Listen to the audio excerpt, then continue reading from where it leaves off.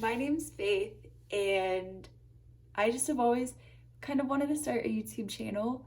Not to say that my life is interesting at all to start one, but just I've always just wanted to do one, and I've always thought it was fun. And now I kind of have an idea of what I want to do. Just if I can help myself and help others, then that's what I want to do, and that's what I want to be. Um, I just kind of want to talk a little bit about what I've been going through and some struggles I've been facing. And if that can help someone, then great. If it doesn't, then oh well. I'm a talker, not really a writer. I don't really journal that much, but I do like to talk about it. So I guess I'll start in April. Well, I'll go a little bit back before that. So just growing up, I never really struggled with like insecurity or self-doubt or anything, but just, I mean, you're in middle school, you're in elementary school, so of course kids pick on you. At least they did on me, but nothing that it was like, oh, I got bullied. It was just kind of kids being kids and joking around and everything. And so I would never really say like that was where it started, but it was insecurity kind of hit, as it does with a lot of stereotypically young girls, but as it does a lot of people, boys included. And so it just kind of kept growing. But in high school, I became a small group leader, which honestly was one of the best decisions of my life. I did it for 5 years, so I did it up until April of this year, of 2020. And so it was honestly some of the most rewarding stuff I've ever done. Just getting to help young girls through their problems, through their insecurities, through their struggles. It really made me feel like I was doing something worthwhile, that I was helping people. I'm a 2 on the Enneagram scale, and so of course I love helping, I love giving back. And I feel like I when I feel needed is when I almost feel like the best about myself, which shouldn't be true and shouldn't always happen, but it does. So, honestly, some of the most rewarding stuff. But I was an intern at a local church, and when that internship ended abruptly, I was told I wasn't allowed to be a small group leader anymore. And so that ended just in a day. And I had felt like I had let all these girls down when it wasn't my choice, it wasn't my doing, but I still felt like I let them down, even though there's nothing I could do about it.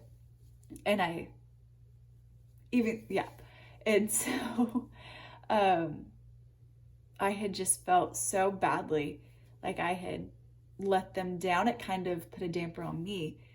But then shortly after that, I had to come to the realization that, oh, hey, I struggle with that too. And for so long, I had just kind of hidden it and put it under all of these walls, not walls, but just kind of pushed it all the way to the back of my mind so I didn't think about it. And then when, helping others through the same problem went away, that was all I could think about then. And so I've heard it said like it's easier to be a coach than a player. And that was definitely true for me, because I could tell all these girls like, oh, this is what you should do. Like, this is how you help that. This is how you combat that.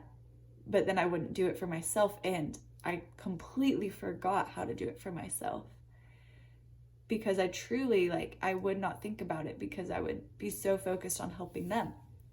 And so, yeah, when the internship ended, when the small group ended, and it wasn't necessarily like the internship, like it was fun and it was really rewarding and it helped me get on the right path. But it was when the small group ended that I was like, oh wow, okay, I have to help myself now. And so it was just weird. And then I went through a season where I always thought like, oh, I am a homebody, and I am a homebody. I am like extrovert and an introvert like almost hand in hand, like it's like 49-51 or something. And so it's very close. It's not that close, I don't think, but it's very close. And I'm still tipped in the more introverted scale, just because like when I meet new people, I'm shy and everything. And I do like to be home, but I've felt like I need more purpose and I need more stuff and just a lack of friends. So I graduated in 2019, May 2019. And since then, it's been like a slow decrease of friends, which people always say happens. And I knew it was going to happen. But you really like, when you just have one or two good, solid friends in your life, it's good. But then when those two are busy, what do you do? And so I realized I had one or two solid friends in my life, and then a bunch of people I would like just say hi to and see once a year or twice a year or whatever. And so I kind of put wrong priorities and wrong values on my friendships, because they ended very quickly when school ends and when internships end, and when you aren't really forced to see people every day, you kind of realize who actually is there for you, who actually cares about you. And so it was just weird. And there's been so many unhealthy friendships in schooling and everything that I kind of only wanted to have a few certain close friends. But it's just a weird balance that you have to figure out. And so it was just lots of stuff came crashing down at one time. And then lots of stuff were rebirth. I got in my first relationship, and I'm still in it, but that has just been its own whirlwind, and how that started has been its own whirlwind. But it was so much lack of change and so much change at one time. It really made me focus on my insecurity. And as amazing as this guy is, it brought forth like even more insecurity in some ways, of just not feeling good enough, not feeling worth it. And a new thing that I never really thought was, I never thought I was able to be loved that way. And so being told I was loved that way, I couldn't believe it. And it was nothing against him, it was everything against me. And I don't believe that I don't believe I'm worth being loved that much. I don't believe I'm worth staying. And so it was weird that being in a relationship brought that out, but God definitely knew what he was doing, because he put the most perfect person in my life to help me with that, and so patient and so kind. And it's just been so weird to feel like so good about so much, but then so bad about others. And it's just that weird stage of life. And so that's where I'm at now. Some days are good. Some days I don't feel insecure. Some days I feel like I'm on top of the world. Other days I just want to sleep in till 2, and because I don't feel like I'm worth doing anything. But what I found is, when I keep myself busy, and so I still think I'm an introvert and I like to be home, but I like to be busy. And so that's something that helps. And it's not busyness to where it just drowns it out and you're just not thinking about it, because that's unhealthy busyness. But it's busyness that actually counteracts and is productive. And so having like a schedule and having things to do, like starting a YouTube, I'm applying at a local talent agency, and which is weird, because it's like, oh, you're insecure, you don't think you look good enough, why are you applying to a talent modeling agency?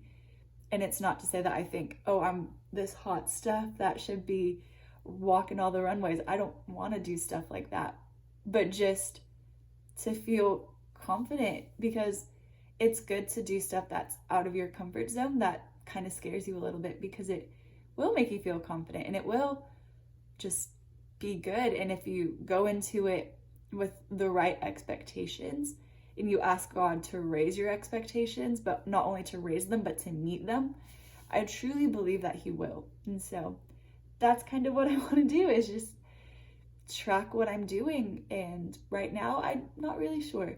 I've applied to some places, I've done some things. I don't really know what this is all going to look like, but I'm filming this on my phone and it's not even the new phone, so who knows what the camera quality is going to look like. But I just know that God's calling me to do something, to move and to shake. And so I'm going to be moving and shaking and trying out new things. And I thought, why not help someone if I can? So that's what this is. That's what I want to do. Sorry if that was a weird video to the maybe 3 people watching, the maybe more people watching. But that's just where I'm at. That's what I want to do. So yeah. I want to leave with just one verse that you've probably heard many times before, but that I just really like, and that's really resonating with me, and I'm gonna kind of go on more about it. But it's Philippians 4:13, which a lot of people know, but I'm also going to carry on to 4:14 as well. So, of course, Philippians 4:13, for I can do all things through Christ who gives me strength. And then 14 moves on to say, even so, you've done well to share with me in my present difficulty. And for me, that's just saying God sees you. He knows what you're going through, and He's going to help you through it, even when it's difficult, because He gives you His strength.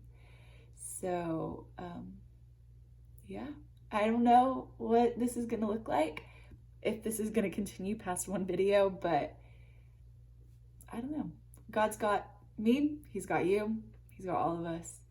And this has been a crazy year, but it's only going to get crazier if we let God take over it. And crazy in a good way is what I mean. So